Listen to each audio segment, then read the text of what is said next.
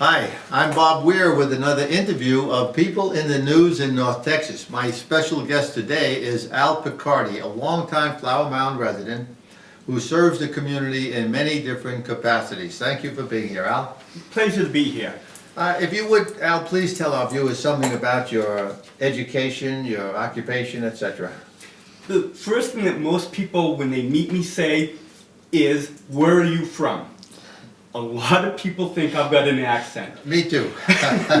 I tell people that I did not have an accent until I landed at DFW. It's a Flower Mound accent. I don't have it when I go back home, so... I think I've had similar experiences, yes. Yeah. So I was born in Massachusetts, grew up in New Hampshire, moved back to Massachusetts after college, got married, started working for Fidelity Investments. It's Fidelity that moved me down here to Irving at the time. And we moved here to Flower Mound because it had a nice feeling of community and it was very close to where I worked. And how about this, all of the things that you're involved in? I know you're very much involved in the community, and that's great. You're chairman of the Mound Foundation. Please tell us what that represents and the efforts being made to preserve its character. The Mound is maybe the least well understood place here in Flower Mound. An awful lot of people think that it is a town park. It is not. It is not owned by the town. It is owned by a private corporation, the Mound Foundation. They are a 503c corporation. We're a public charity, and our job is to preserve it. We have people all the time asking, well, there's no flowers on it, there's no paths on it, what is it supposed to be? It is a blackland prairie remnant. It's 12, almost 13 acres of what used to be prairie that covered most of North Texas in this area. As closely as we can tell, it has also never been plowed. Most of the prairie became farmland in this area. So we can look back on old maps and they just call it the Mound. So it's a neat thing that has not been built, commercialized. And the records that go back, calling it the Mound, is that before it was even a town? Long before it, into the 20s and 30s is the earliest that I've seen. And that's how we named this town. The town didn't come into existence until 1963. The Mound Foundation wasn't formed until the 80s or maybe the 90s, about the time that they were building the Tom Thumb property is when that land was donated to the Mound Foundation, and the Mound Foundation came into existence. And I understand there are many species of plant life and flowers and everything on there, right? More than 300 different types of plants and animals right now. And a plug for one of the neatest tools out there right now is something called Naturalist. You put it on your cell phone, you can go out there, you can take a picture. It uses GPS to know where you are. You don't have to know what it is. You take a picture and somebody will tell you what that plant is. Really? Wow. Yes. I didn't know anything about that. So it doubles, it also becomes part of a permanent database so that we will be able to see things like, when is the earliest this particular flower blooms? Is it getting earlier in the later? How frequently a plant's being seen over time. So it's a neat tool where citizens become scientists. Wow, that is excellent. Yeah, I didn't realize that. Is there a way for people to find out more information, like a website on that? We have a Facebook presence, we have a website presence.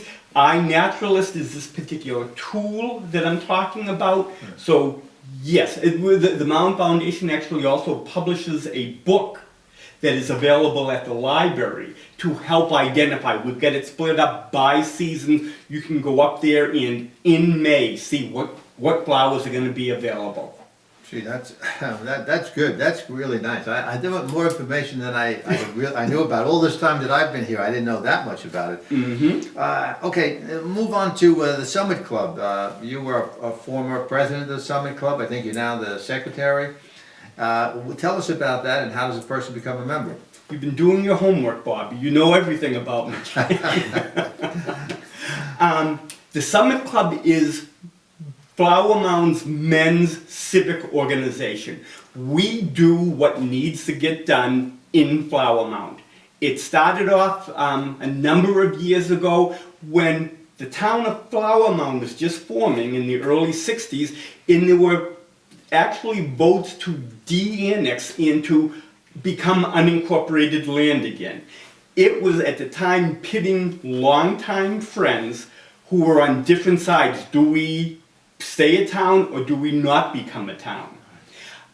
The Summit Club was formed to bring these two factions back together. One of the only rules that we still enforce is that there's no politics during the meetings, albeit most of the politicians in Flower Mound are in fact members of it. But they know that they don't talk about that We during don't, meetings. we I don't know. talk about politics during the meetings, still to this Yeah. day.